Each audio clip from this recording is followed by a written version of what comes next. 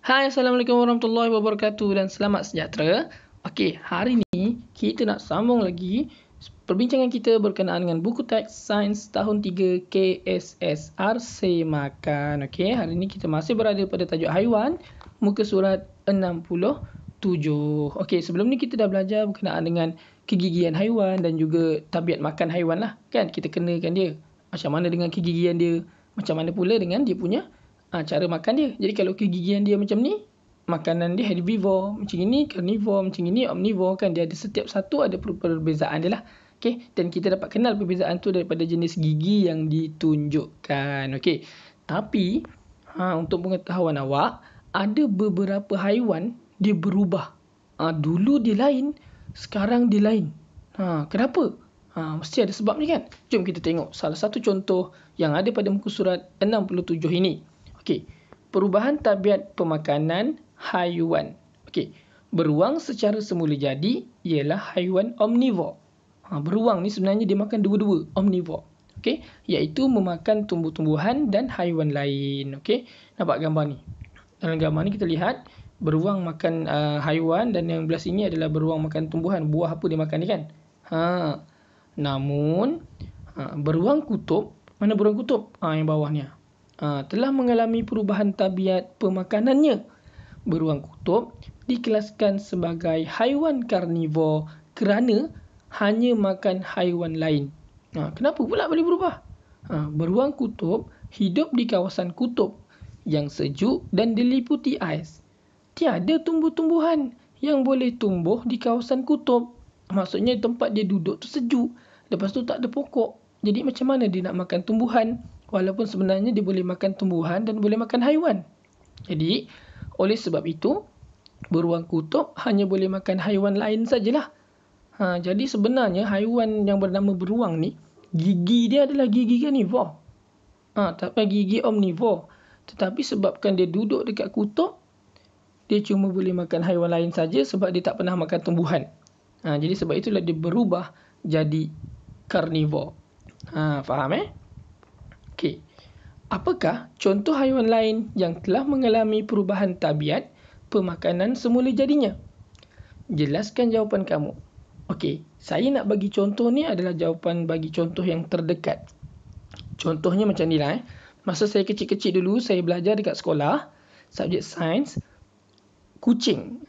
Kucing ni haiwan yang paling dekat dengan kita. Kucing ni dulu saya belajar di karnivor.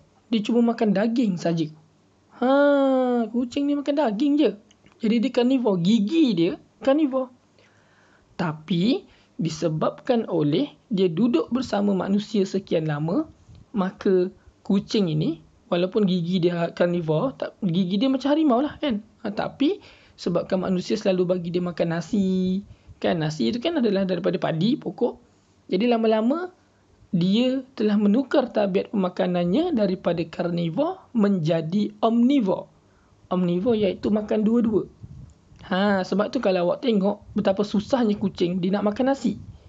Masa dia nak makan nasi tu kalau tengok dia makan gigi dia sampai sengit-sengit. Muka dia sampai sengit-sengit sebab dia cuma tahu guna taring. Taring dia untuk gigit kan, untuk siat daging kan. Tapi tiba-tiba dia makan nasi. Makan nasi pun dia sengit-sengit mana. Dia makan tegak pun macam susah sikit. Macam tak biasa sangat kan. Sebab dia punya gigi tu adalah karnivor.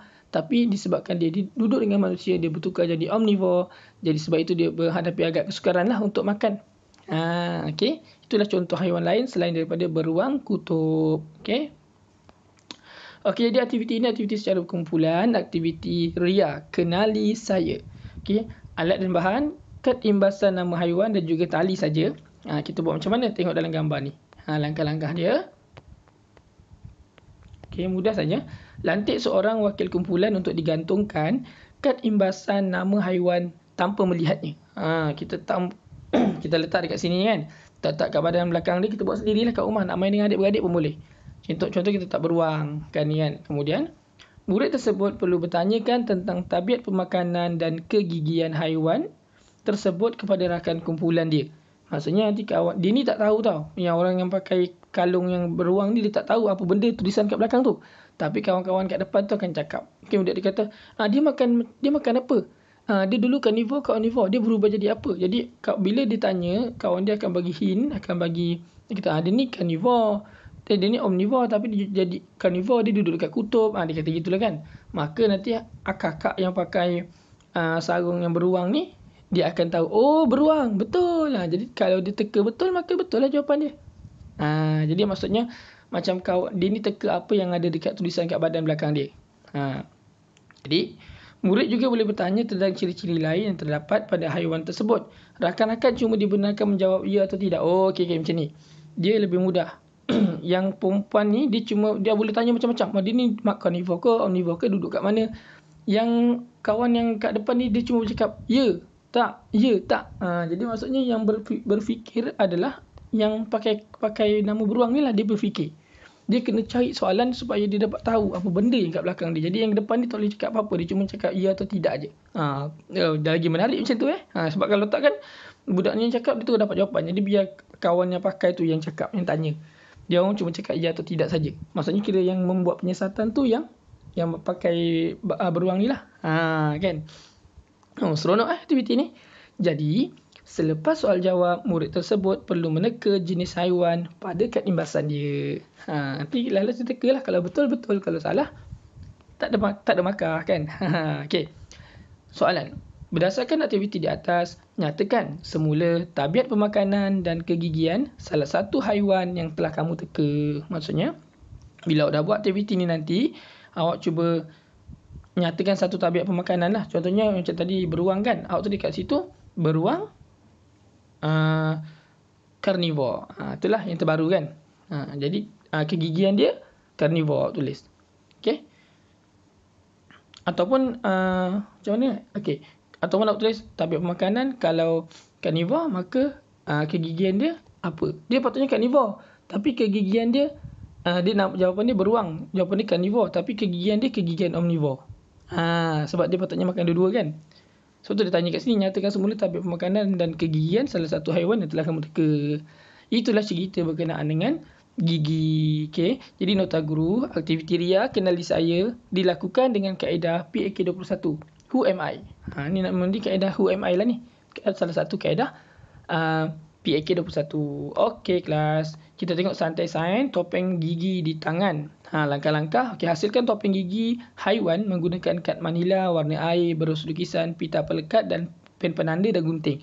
Ini pun awak boleh buat di sekolah ataupun di rumah. Senang saja awak lukis, kemudian awak colourkan, kemudian awak potong. Bila awak dah potong, tapi awak pastikan bahagian belakang ni boleh masukkan tangan. Ada bahagian sini nampak. Boleh masukkan tangan dan awak boleh main macam buat macam haiwan tu bercakap lah. Atas ni tangan kanan, bawah ni tangan kiri. Contoh kan, betul gerak-gerakkan muka dia, mulut dia. Dengan yang penting kegigian dia betul lah awak buat tu. Ini kegigian omnivore. Ini kegigian herbivore. Kan? Contohnya macam tu lah. Ini salah satu cara topeng gigi di tangan. Dia boleh, bila awak buat tu, macam mana idea tu masuk adalah bila gigi yang awak lukis tu awak ingat dekat dalam otak awak. Jadi awak boleh tengok pakai tangan awak boleh tahu asal gigi dia macam ni, asal gigi dia macam ni. Macam tu. Okay. Jadi saya akan recap balik, ingat semula. Okay, jadi kita dah habis tajuk ni. Jadi kita ingat semula. Saya cuba pergi laju untuk ingat semula ni, sebab kita cuma ingat semula saja. Jadi yang pertama, pengkelasan haiwan mengikut tabiat pemakanannya ialah kelas ada tabiat pemakanan dan juga contoh haiwan. Okay. Herbivore makan tumbuh-tumbuhan saja, iaitu arnab. Carnivore makan haiwan lain saja, harimau. Omnivore makan tumbuh-tumbuhan dan haiwan lain. Contoh haiwannya ayam. Okay. Jadi kegigian haiwan mengikut kelasnya adalah seperti yang berikut. Carnivore gigi dia macam ni. Herbivore mesti ada kacip kat depan. Omnivore makan dua-dua, dia macam manusia sikit lah gigi dia. Ada taring sikit dan ada kacip depan dan tepi ada geraham.